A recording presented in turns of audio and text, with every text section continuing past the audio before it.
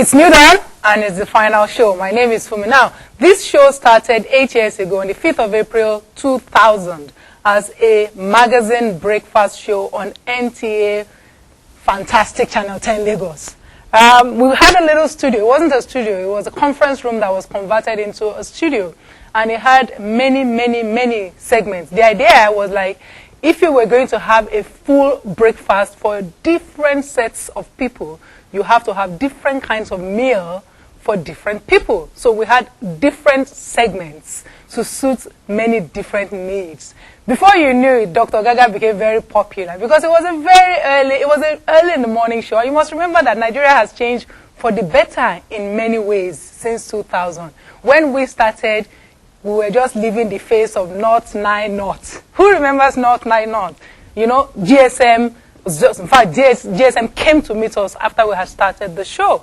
So, I mean, getting people on the show, getting to the show, I mean, it was tough. So sometimes, you know, the guests wouldn't come on time. And since Dr. Gaga was the one that started first, I used to sit with Dr. Gaga for a long time. And the entirety of this state believed that I was Dr. Gaga's wife or something like that. I mean, Dr. Gaga is a dear friend. And some of those his theories and ideas are fantastic and they work.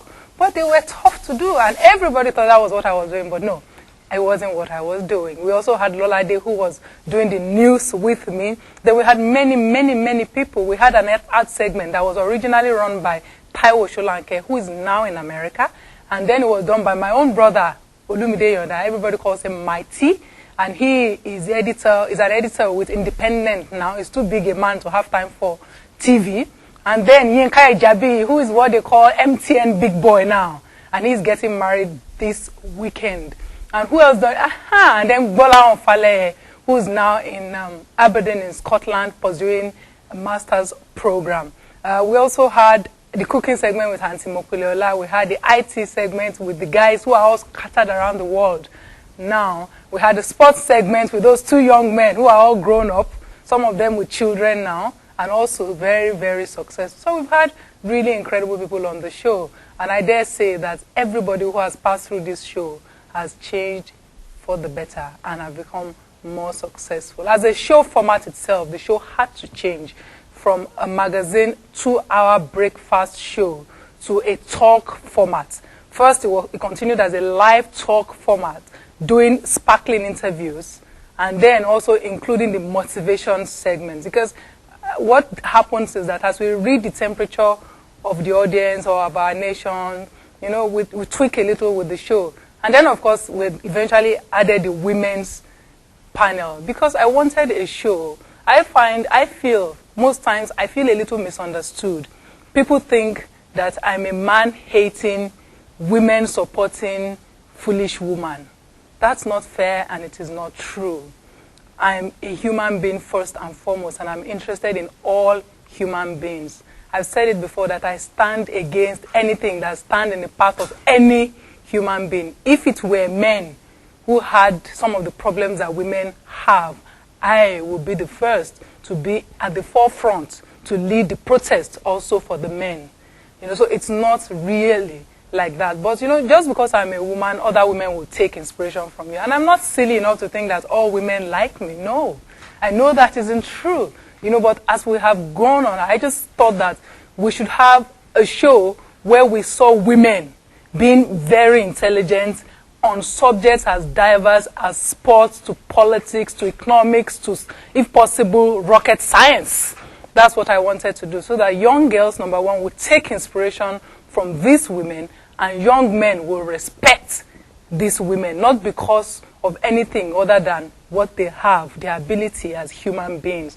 That's the purpose of the women's show. And of course, the inspirational show, which we now call the Get Better series, started from those mornings when we used to do Mr. Motivator in Lagos with the different motivational speaker, and it was so powerful. So many people, I can't count the number of people who came to me all over Nigeria and said, I almost killed myself. I came close to suicide. Many people. Until I listened to you and Ubong, until I listened to you and Dayo Olomu, until I listened to you and, you know, so on and so forth. And for me, that's one of the most powerful legacies of New Dawn. Finally, we were also able to do what we call the Change a Life scheme. about 7 years ago, we decided that we're going to do something significant at the beginning of every year to change a life for good.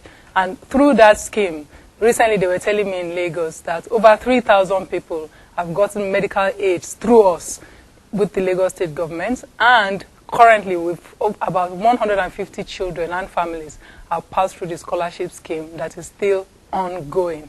You must remember that it all started with Sheun Goriola, the little boy who was dying, who was brought in the studio, and then he started crying, his mother started crying, the caller at home started crying, I started crying, the state started crying on statewide TV.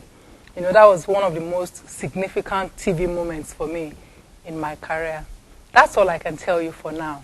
I know that this segment is supposed to be you ask me. If there's one question you would like to ask me now, ask me and I will answer it as truthfully as I can. Leaving Funmi in your dad for now, it's more or less like not only mournful but mournful, because many people are now attached to every polite thing that comes from you. But the question is, if you are moving on, it simply means you are going to be facing some other challenges. How would you face it, and how would those challenges transform human life as New Dawn has done in the past?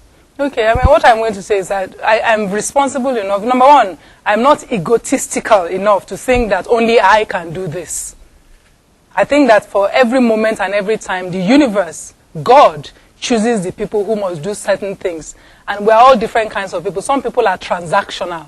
Other people are transformational. I have known from my very beginning that I am a transformational sort of person. I'm not good at transactions, you know. So I've got to actually, and nobody in life is supposed to be that extreme for both ways. You have to find a happy medium.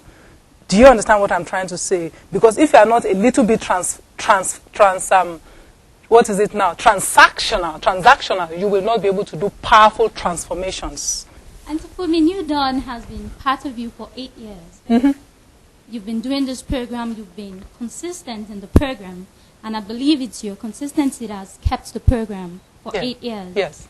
One question I would like to ask is, now you're leaving New Dawn, and you want to live a life out of New Dawn. I want to know, will the youth still be affected?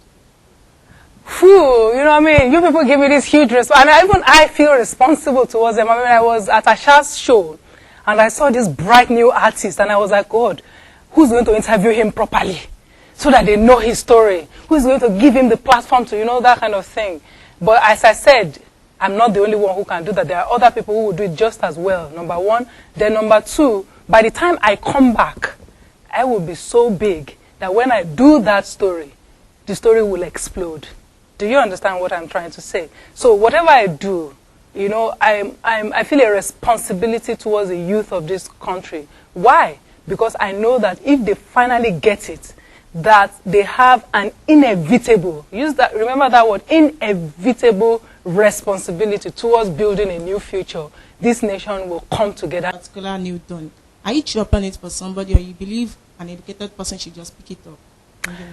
Let's start with this, that I have been in the media for 14 years. You know, so New Dawn was just the last phase that you know. I've done different programs and done different things. And apart from New Dawn, I'd always worked, you know, in other spheres in the media. So New Dawn was not my life. It was a large chunk of my life, but it was not my life. New Dawn with Funmi will shut down completely. There will be no more New Dawn with Funmi. The station might do something else, you understand, which I think will happen actually. So this is the time to look for new, bright, young women to do something like that. But New Dawn with Funmi will shut down completely. You cannot be born again unless you die.